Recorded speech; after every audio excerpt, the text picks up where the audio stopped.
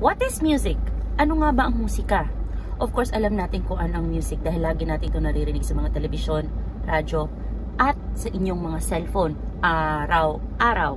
Bakit pag sa classroom parang ang hirap-hirap at ang komplikadong aralin ng musika? May mga texture, dynamics, rhythm, tempo, at kung ano-ano pa man.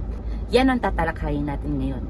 Ang tao ay may 5 senses. Sense of sight, sense of smell, sense of feeling, sense of taste, at sense of hearing. At katulad ng pagkain na ini-ingest para masatisfy ang ating sense of taste, ganun din naman ang musika. Ang musika ay para sa ating sense of hearing. Ang musika ay isang klase ng tunog. Tandaan, sinabi ko klase. At sa tunog, merong dalawang klase. Merong noise at ang musika. Ano ngayon ang pinagkaiba ng noise sa musika? Ang noise o ang ingay ay isang unorganized sound.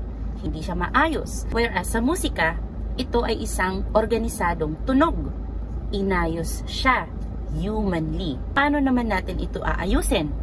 Doon pumapasok ang mga elements of music. Ililista ko na lang dito sa screen ang mga elements of music na ginagamit natin para ayusin ang isang tunog para ito ay maging isang musika. Alright, kung may mga questions pa kayo, ilagay nyo lang sa comment section o i-message nyo lang ako sa Facebook. Bye-bye!